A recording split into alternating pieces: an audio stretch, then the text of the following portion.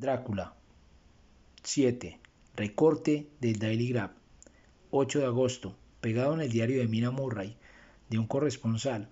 Whitby, una de las tormentas más fuertes y repentinas que se recuerdan, acaba de pasar por aquí, con resultados extraños.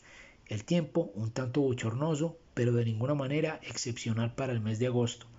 La noche del sábado fue tan buena como cualquier otra, y la gran cantidad de visitantes fueron ayer a los bosques de Mulgrave, la bahía de Robin Hood, el molino de Rick, Brunswick, Staithes y los otros sitios de recreo en los alrededores de Whitby. Los vapores Emma y Scarborough hicieron numerosos viajes a lo largo de la costa, y hubo un movimiento extraordinario de personas que iban y venían de Whitby.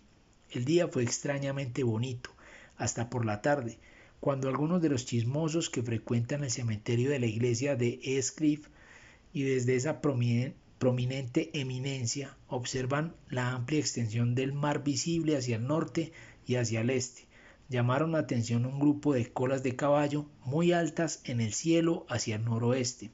El viento estaba soplando desde el suroeste en un grado suave que en el lenguaje barométrico es calificado como 2, brisa ligera. El guardacostas de turno hizo inmediatamente el informe, y un anciano pescador que durante más de medio siglo ha hecho observaciones del tiempo desde Eastcliff predijo de una manera enfática la llegada de una repentina tormenta. La puesta del sol fue tan bella, tan grandiosa en sus masas de nubes espléndidamente coloreadas, que una gran cantidad de personas se reunieron en la acera a lo largo del acantilado en el cementerio de la vieja iglesia, para gozar de su belleza. Antes de que el sol se hundiera detrás de la negra masa de Ketlenes, encontrándose abiertamente de babor a estribor sobre el cielo del oeste, su ruta de descenso fue marcada por una mirada de nubes de todos los colores del celaje, rojas, moradas, color de rosa, verdes, violetas y de todos los matices dorados. Había aquí y allá masas no muy grandes, pero notoriamente de un negro absoluto, en todas las clases de figuras, algunas solo delineadas y otras como colosales siluetas. La vista de aquel paisaje no fue desaprovechada por los pintores, y no cabe ninguna duda de que algunos esbozos del preludio a una gran tormenta adornarán las paredes de R.A. y R.I. el próximo mayo. Más de un capitán decidió en aquellos momentos y en aquel lugar que su guijarro o su mula, como llaman a las diferentes clases de botes, permanecería en el puerto hasta que hubiera pasado la tormenta. Por la noche el viento amainó por completo, y a la medianoche había una calma chica, un bochornoso calor y esa intensidad prevaleciente que al acercarse el trueno afecta a las personas de naturaleza muy sensible. Solo había muy pocas luces en el mar, pues hasta los vapores costeños, que suelen navegar muy cerca de la orilla, se mantuvieron mar adentro y solo podían verse muy contados barcos de pesca. La única vela sobresaliente era una goleta forastera que tenía desplegado todo su velamen y que parecía dirigirse hacia el oeste. La testarudez o ignorancia de su tripulación fue un tema exhaustivamente comentado mientras permaneció a la vista, y se hicieron esfuerzos por enviarle señales para que arriaran velas en vista del peligro antes de que cerrara la noche. Se le vio con sus velas ondear ociosamente mientras navegaba con gran tranquilidad sobre las encrespadas olas del mar, tan ociosamente como un barco pintado sobre un océano pintado.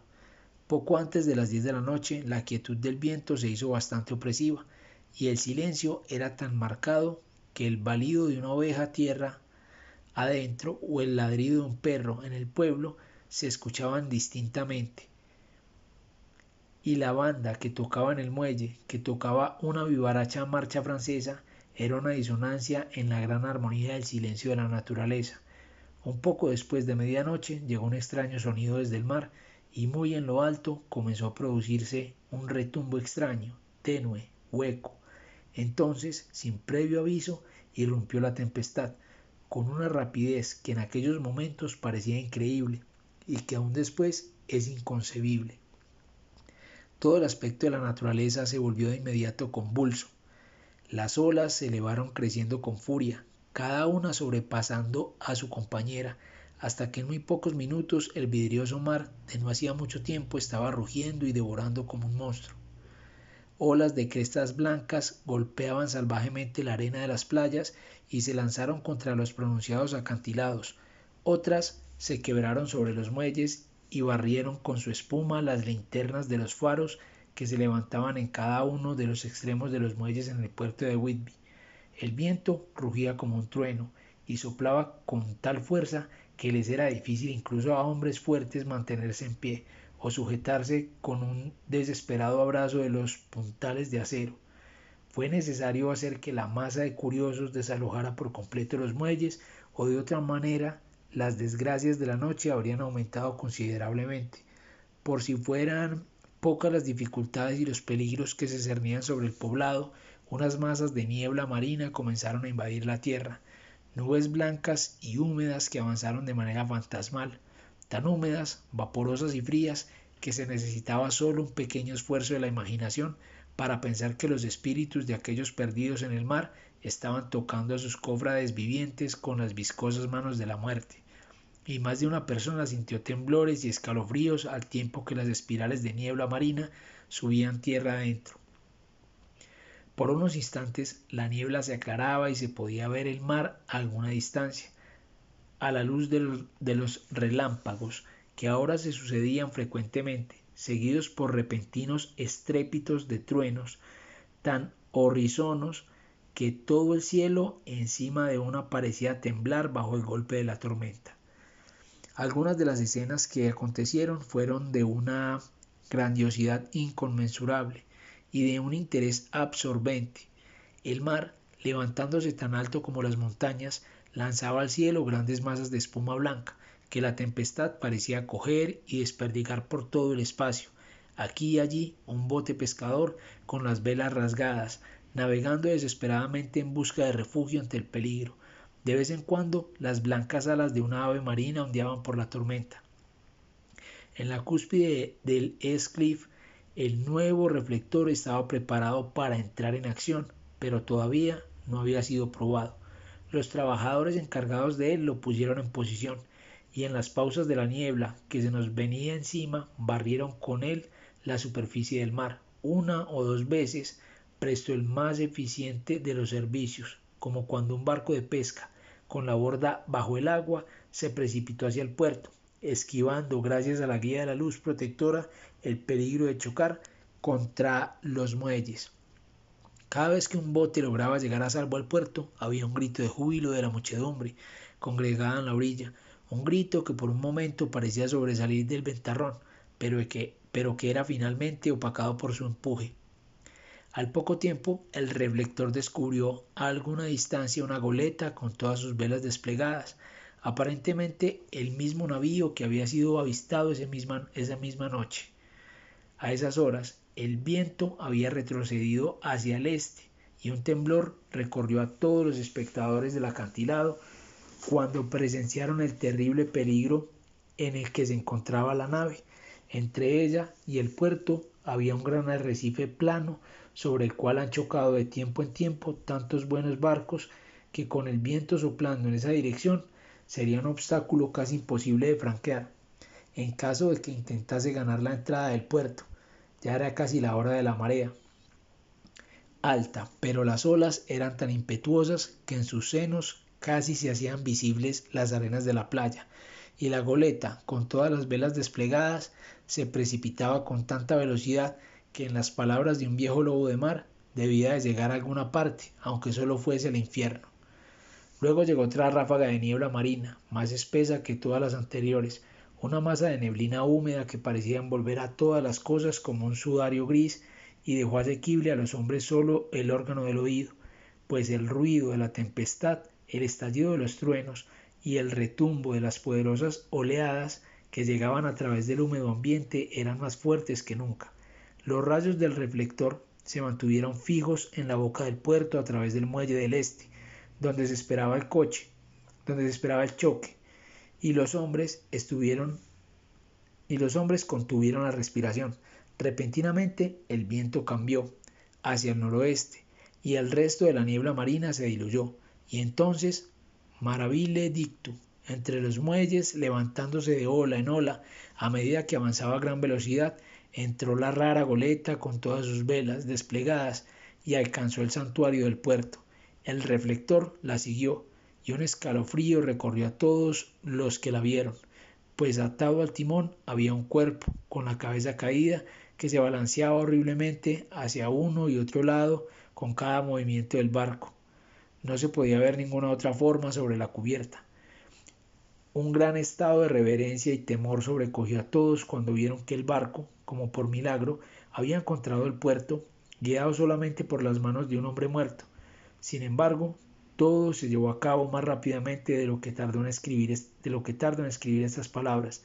La goleta no se detuvo, sino que, navegando velozmente a través del puerto, embistió en un banco de arena y grava lavado por muchas arenas y muchas tormentas, situado en la esquina suroeste del muelle, que sobresale bajo East-Cliff y que localmente es conocido como el muelle Tate Hill. Por supuesto que cuando la nave embistió contra el montón de arena se produjo una sacudida considerable. Cada verga, lazo y montante sufrió la sacudida y una parte del mástil principal se vino abajo, pero lo más extraño de todo fue que, en el mismo instante en que tocó la orilla, un perro inmenso saltó a cubierta desde abajo y, como si hubiese sido proyectado por el golpe, corrió hacia adelante y saltó desde la proa a la arena, corriendo directamente hacia el empinado acantilado donde el cementerio de la iglesia cuelga sobre la callejuela que va hacia el muelle del este, tan pronunciadamente que algunas de las lápidas transatlánticas o piedras atravesadas, como las llaman vernacularmente aquí en Whitby, se proyectan de hecho donde el acantilado que la sostenía se ha derrumbado y desaparecido en la oscuridad, que parecía intensificada y justamente más allá de la luz del reflector. Sucedió que por casualidad en aquellos momentos no había nadie en el muelle de Tate Hill, pues todos aquellos cuyas casas se encontraban en la proximidad estaban o en cama o habían subido a las alturas para ver mejor. Por eso el capitán del guardacostas de turno en el lado oeste del puerto, que de inmediato corrió hacia el pequeño muelle, fue el primero que pudo subir a bordo. Los hombres que manejaban el reflector, después de escudriñar la entrada al puerto sin ver nada, dirigieron la luz hacia el buque abandonado y lo mantuvieron allí. El capitán del guardacostas corrió sobre la cubierta de popa y cuando llegó al lado de la rueda se inclinó para examinarla y retrocedió de pronto como si estuviera bajo una fuerte emoción. Esto pareció picar la curiosidad general y un buen número de personas comenzaron a correr. Es un buen trecho el que hay desde Westcliff, pasando por el puente de Drawbridge hasta el muelle de Tate Hill. Por su corresponsal es un corredor bastante bueno y llegué con buena ventaja sobre el resto de la gente. Sin embargo, cuando llegué encontré en el muelle a una muchedumbre que ya se había reunido y a la cual el capitán del guardacostas y la policía no permitían subir a bordo. Por cortesía del jefe de marineros se me permitió, como corresponsal que soy, subir a bordo, y fui uno de los del pequeño grupo que vio al marinero muerto mientras se encontraba todavía atado a la rueda del timón. No era de extrañar que el capitán de guardacostas se hubiera sorprendido o que hubiera sentido temor, pues no es muy común que puedan verse cosas semejantes. El hombre estaba simplemente atado de manos, una sobre otra, a la cabilla de la rueda del timón.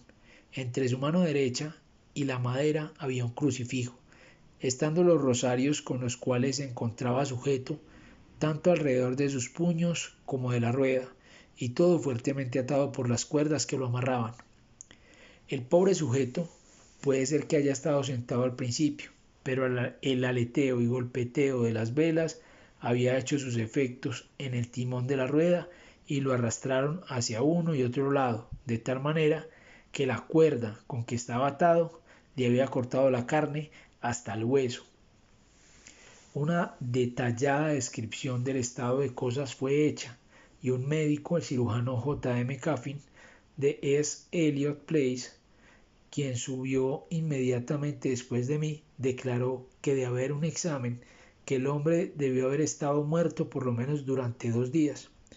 En su bolsillo había una botella, cuidadosamente tapada con un corcho, y vació, salvo por un pequeño rollo de papel, y vacía, salvo por un pequeño rollo de papel, que resultó ser el apéndice del diario de bitácora. El capitán de guardacostas dijo que el hombre debió haber atado sus propias manos apretando los nudos con sus dientes. El hecho de que el capitán del guardacostas fue el primero en subir a bordo puede evitar algunas complicaciones más tarde en la corte del almirantazgo, pues los guardacostas no pueden reclamar el derecho de salvamento a que pueden optar todos los civiles que sean primeros en encontrar un barco abandonado. Sin embargo, los funcionarios legales ya se están moviendo y un joven estudiante de leyes está asegurando en altas y claras voces que los derechos del propietario ya están completamente sacrificados, siendo retenida su propiedad en contravención a los estatutos de manos muertas, ya que la caña del timón como emblema, si no es prueba de posesión delegada, es considerada mano muerta. Es innecesario decir que el marinero muerto ha sido reverentemente retirado del lugar donde mantenía su venerable vigilancia y guardia, con una tenacidad tan noble como la del joven Casablanca. Ha sido colocado en el depósito de cadáveres en espera de futuras pesquisas. Ya está pasando la repentina tormenta y su ferocidad está menguando. La gente se desperdiga en dirección a sus casas y el cielo está comenzando a enrojecer sobre la campiña de Yorkshire. Enviaré a tiempo para su próxima edición más detalles del barco abandonado que encontró tan milagrosamente la ruta hacia el puerto en medio de la tormenta. 9 de agosto. La secuela al extraño arribo del barco abandonado en la tormenta de anoche es casi más asombrosa que el hecho mismo. Resulta que la goleta es rusa, de Varna, y que es llamada Demetrio. Está llena casi enteramente de lastre de arena de plata, con solo una pequeña cantidad de carga, muchas cajas grandes de madera llenas de tierra. Esta carga estaba consignada a un procurador de Whitby, el señor S. F. Billington, de la creciente número 7, quien esta mañana fue a bordo y tomó posesión formal de los bienes consignados a nombre de él. El cónsul ruso también, actuando por el lado del embarque, tomó posesión formal del barco y pagó todos los impuestos portuarios, etc. No se habla de otra cosa aquí que de la extraña coincidencia. Los empleados del Ministerio de Comercio han sido exageradamente escrupulosos en ver que todos los trámites legales se cumplan de acuerdo con las disposiciones vigentes. Como el asunto parece que va a ser un milagro de 9 días, están evidentemente determinados a que no exista causa para mayores complicaciones. Se ha notado bastante interés por el perro que saltó a tierra cuando el barco encalló, y más de un miembro de la APCA, que es muy fuerte aquí en Whitby, ha tratado de hacerse cargo del animal, pero para desconsuelo general no ha sido posible encontrarlo en ningún lado. Más bien, parece que ha desaparecido por completo del pueblo. Muy bien, puede ser que se encontrara aterrorizado y que haya corrido a refugiarse en los pantanos, donde posiblemente está todavía escondido. Hay algunos que miran con miedo esta última posibilidad, pues podría ser que después se convirtiera en un peligro, ya que evidentemente se trata de una bestia feroz. Temprano esta mañana, un perro grande, un mastín mestizo, perteneciente a un comerciante de carbón cercano al muelle de Tate Hill, apareció muerto en el camino situado enfrente al patio de su dueño. Había estado peleando y manifiestamente tuvo a un oponente salvaje, pues tenía la garganta desgarrada y su vientre estaba abierto como por una garra salvaje. Más tarde, por amabilidad del inspector del Ministerio de Comercio, se me ha permitido que eche una mirada al cuaderno de bitácora del Demetrio, que está en orden hasta hace 3 días, pero que no contenía nada de especial interés, excepto lo relativo a los hechos de hombres desaparecidos. El mayor interés, sin embargo, se centra respecto al papel encontrado en la botella, que fue presentado hoy durante las averiguaciones. Y puedo asegurar que un cuento más extraño como el que parece deducirse de ambas cosas nunca se había atravesado en mi camino. Y como no hay motivos para guardar secreto, se me permite que los use y le envíe a usted un relato detallado omitiendo simplemente detalles técnicos de marinería y de sobrecargo. Casi parece como si el capitán hubiese sido sobrecogido por una especie de manía antes de que hubiesen llegado mar adentro, y que ésta se continuara desarrollando persistentemente a través del viaje. Por supuesto, mi aseveración debe ser tomada con grano, porque estoy escribiendo según lo dictado por un empleado del cónsul ruso, quien amablemente traduce para mí, ya que hay poco tiempo. Cuaderno de bitácora del Demetrio. De Berna a Whitby. Escrito el 18 de julio. Pasan cosas tan extrañas, de las que mantendré de aquí en adelante una detallada información hasta que lleguemos a tierra. El 6 de julio terminaron de embarcar el cargamento, arena de plata y cajas con tierra. Por la tarde zarpamos, viento del este fresco, tripulación 5 manos, 2 oficiales, cocinero y yo, capitán. El 11 de julio al amanecer entramos al Bósforo, subieron a bordo empleados turcos de la aduana, propinas, todo correcto. Reanudamos viaje a las 4 de la tarde. 12 de julio, a través de los Dardanelos, más empleados de aduana y barco insignia del escuadrón de guardia. Otra vez propinas, el trabajo de los oficiales detallado, pero rápido. Querían deshacerse de nosotros con prontitud. Al anochecer pasamos al archipiélago. El 13 de julio pasamos Cabo Matapán. La tripulación se encontraba insatisfecha por algo. Parece asustada, pero no dice por qué. El 14 de julio estuve un tanto ansioso por la tripulación. Todos los hombres son de confianza y han navegado conmigo otras veces. El piloto tampoco pudo averiguar lo que sucede. Solo le dijeron que había algo y se persignaron. El piloto perdió los estribos con uno de ellos ese día y le dio un puñetazo. Esperaba una pelea feroz, pero todo está tranquilo. El 16 de julio el piloto informó en la mañana que uno de la tripulación, Petrovsky, ha desaparecido.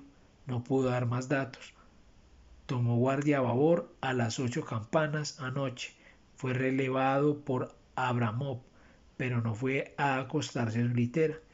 Los hombres, muy deprimidos, dijeron todos que ya esperaban algo parecido, pero no dijeron más, sino que había algo a bordo.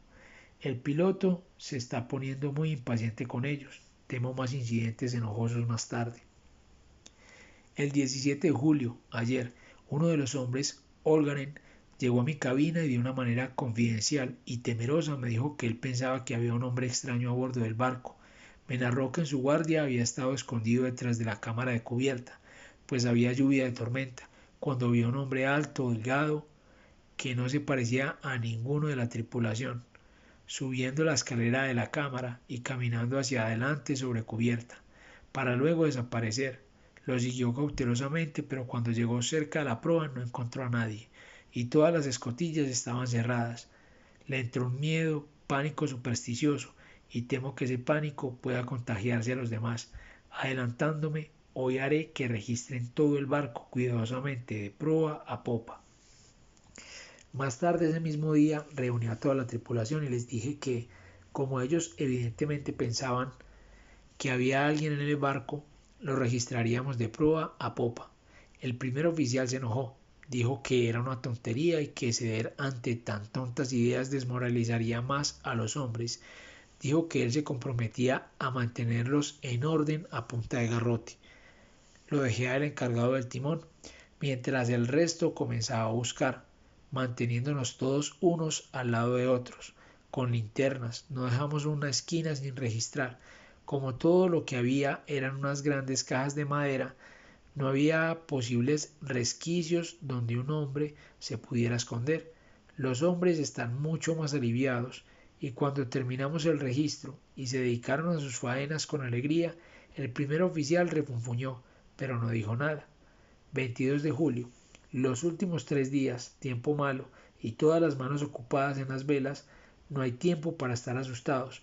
Los hombres parecen haber olvidado sus temores. El piloto, alegre otra vez, y todo marcha muy bien. Elogié a los hombres por su magnífica labor durante el mal tiempo. Pasamos Gibraltar y salimos de los estrechos.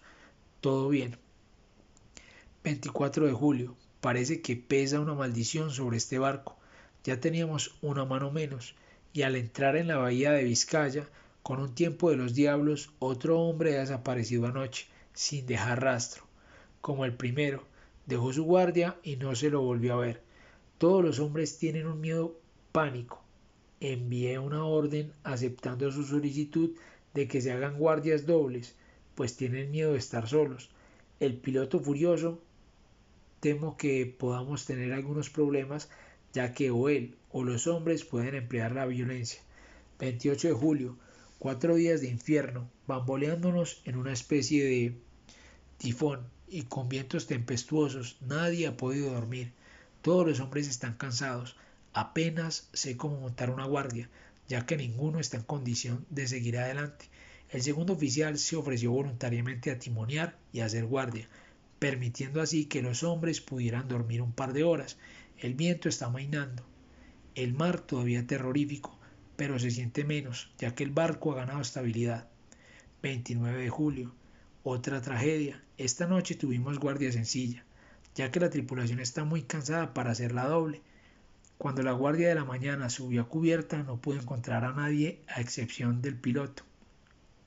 Comenzó a gritar y todos subieron a cubierta. Minucioso registro, pero no se encontró a nadie. Ahora estamos sin segundo oficial y con la tripulación en gran pánico. El piloto y yo acordamos ir siempre armados de ahora en adelante y echar cualquier señal de la causa y acechar cualquier señal de la causa. 30 de julio, noche. Todos regocijados, pues nos acercamos a Inglaterra. Tiempo magnífico. Todas las velas desplegadas. Me retiré por agotamiento. Dormí profundamente. Fui despertado por el oficial diciéndome que ambos hombres, el de la guardia y el piloto, habían desaparecido. Solo quedamos 2 tripulantes, el primer oficial y yo, para gobernar el barco. 1 de agosto, 2 días de niebla y sin avistar una vela. Había esperado que en Canal de la Mancha podríamos hacer señales pidiendo auxilio o llegar a algún lado, no teniendo fuerzas para trabajar las velas. Tenemos que navegar con el viento. No nos atrevemos a arriarlas porque no podríamos izarlas otra vez. Parece que se nos arrastra hacia un terrible desenlace.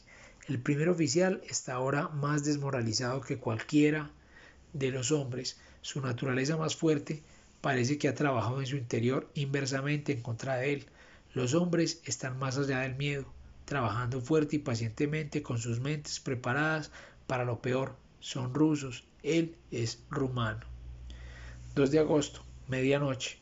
Me desperté después de pocos minutos de dormir escuchando un grito que parecía dado al lado de mi puerta.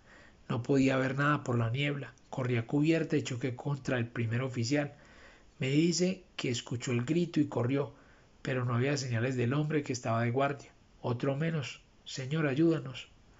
El primer oficial dice que ya debemos haber pasado el estrecho de Dover, pues en un momento en que se aclaró la niebla alcanzó a ver Northumberland.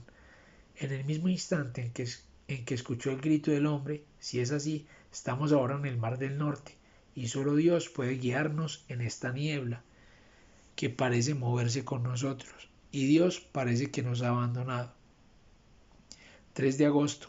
A medianoche fui a relevar al hombre en el timón, y cuando llegué no encontré a nadie ahí. El viento era firme. Como navegamos hacia donde nos lleve, no había ningún movimiento. No me atreví a dejar solo el timón, por lo que le grité al oficial. Después de unos segundos subió corriendo a cubierta en sus franelas. Traía los ojos desorbitados y el rostro macilento, por lo que temo mucho que haya perdido la razón. Se acercó a mí y me susurró con voz ronca, colocando su boca cerca de mi oído, como si temiese que el mismo aire escuchara. Está aquí, ahora lo sé. Al hacer guardia anoche lo vi, un hombre alto y delgado, y sepulcralmente pálido. Estaba cerca de la proa, mirando hacia afuera. Me acerqué a él a rastras y le hundí mi cuchillo, pero éste lo atravesó, vacío como el aire. Al tiempo que hablaba sacó su cuchillo y empezó a moverlo salvajemente en el espacio. Luego continuó, pero como está aquí, lo encontraré. Está en la bodega, quizá en una de esas cajas. Las destornillaré una por una y veré. Usted sujete el timón. Y con una mirada de advertencia, poniéndose el dedo sobre los labios, se dirigió hacia abajo. Se estaba alzando un viento peligroso y yo no podía dejar el timón. Lo vi salir otra vez a cubierta con una caja de herramientas y una linterna y descender por la escotilla delantera. Está loco, completamente delirante de locura, y no tiene sentido que trate de detenerlo. No puede hacer daño a esas grandes cajas, están detalladas como arcilla, y que las arrastre de un lado a otro no tiene ninguna importancia. Así es que aquí me quedo, cuido del timón y escribo estas notas. Solo puedo confiar en Dios y esperar a que la niebla se aclare. Entonces, si puedo pilotear la nave hacia cualquier puerto con el viento que haya, arriaré las velas y me quedaré descansando, haciendo señales, pidiendo auxilio. Ya casi todo ha terminado. Justamente cuando estaba comenzando a pensar que el primer oficial podría regresar más calmado, pues lo escuché martillando algo en la bodega y trabajar le hace bien, subió por la escotilla un grito repentino que me heló la sangre, y apareció él sobre cubierta como disparado por un arma, completamente loco, con los ojos girando y el rostro convulso por el miedo. «Sálvame, sálvame», gritó, y luego miró a su alrededor al manto de niebla. Su horror se volvió desesperación, y con voz tranquila dijo: «Sería mejor que usted también viniera, capitán, antes de que sea demasiado tarde. Está aquí. Ahora conozco el secreto. El mar me salvará de él, y es todo lo que queda». Antes de que yo pudiera decir una palabra o pudiera adelantarme para detenerlo, saltó a la amura y deliberadamente se lanzó al mar. Supongo que ahora yo también conozco el secreto. Fue este loco el que despachó a los hombres uno a uno y ahora él mismo los ha seguido. Dios me ayude. ¿Cómo voy a poder dar parte de todos estos horrores cuando llegue a puerto? Cuando llegue a puerto. ¿Y cuándo será eso? 4 de agosto. Todavía niebla, que el sol no puede atravesar. Sé que el sol ha ascendido porque soy marinero, pero no sé por qué otros motivos no me atrevo a ir abajo, no me atrevo a abandonar el timón. Así que pasé aquí toda la noche, y en la velada oscuridad de la noche lo vi a él. Dios me perdone, pero el oficial tuvo razón al saltar por la borda. Era mejor morir como un hombre. La muerte de un marinero en las azules aguas del mar no puede ser objetada por nadie.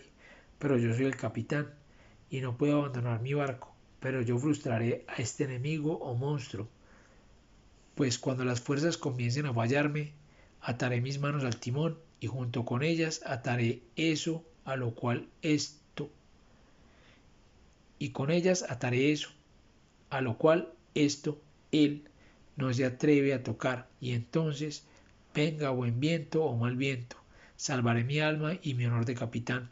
Me estoy debilitando y la noche se acerca.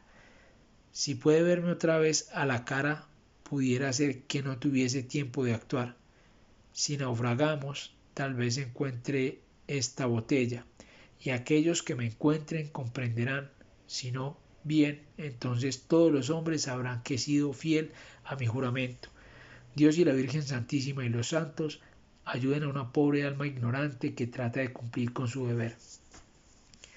Por supuesto, el veredicto fue de absolución. No hay evidencia que aducir. Y si fue el hombre mismo quien cometió los asesinatos o no fue él, es algo que nadie puede atestiguar.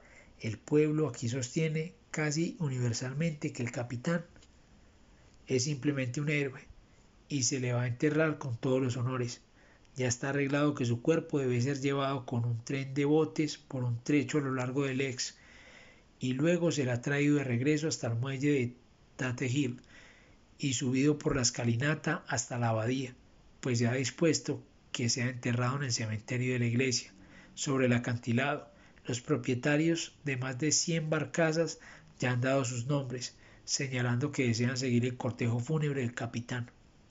No se han encontrado rastros del inmenso perro, pero esto hay mucha tristeza, ya que con la opinión pública en su presente estado, el animal hubiera sido, creo yo, adoptado por el pueblo. Mañana será el funeral, y así terminará este nuevo misterio del mar. Del diario de Mina Murray. 8 de agosto. Lucy pasó toda la noche muy intranquila, y yo tampoco pude dormir. La tormenta fue terrible, y mientras retumbaba fuertemente entre los tiestos de la chimenea, me hizo temblar. Al llegar una fuerte ráfaga de viento parecía el disparo de un cañón distante, cosa bastante rara. Lucy no se despertó, pero se levantó 2 veces y se vistió. Por fortuna, En cada ocasión me desperté a tiempo y me las arreglé para desvestirla sin despertarla, metiéndola otra vez en cama. Es cosa muy rara este su sonambulismo, pues tan pronto como su voluntad es frustrada de cualquier manera física, su intención, si es que la tiene, desaparece y se entrega casi exactamente a la rutina de su vida. Temprano esta mañana nos levantamos las dos y bajamos hasta el puerto para ver si había sucedido algo durante la noche. Había muy poca gente en los alrededores y aunque el sol estaba brillando y el aire estaba claro y fresco, las grandes olas amenazantes que parecían más oscuras de lo que eran debido a que la espuma las coronaba con penachos de nieve, se abrían paso a través de la estrecha boca del puerto, como un hombre que camina a codazos entre una multitud. Sin razón aparente me sentí contenta de que Jonathan no hubiera estado en el mar, sino en tierra, pero ¿está en tierra o en mar? ¿Dónde está él y cómo? Me estoy poniendo verdaderamente ansiosa por su paradero. Si solo supiera lo que debo hacer, y si pudiera hacer algo. 10 de agosto. Los funerales del pobre capitán. Hoy fueron de lo más conmovedor. Todos los botes del puerto parecían estar ahí, y el féretro fue llevado en hombros por capitanes todo el camino, desde el muelle de Tate Hill hasta el cementerio de la iglesia.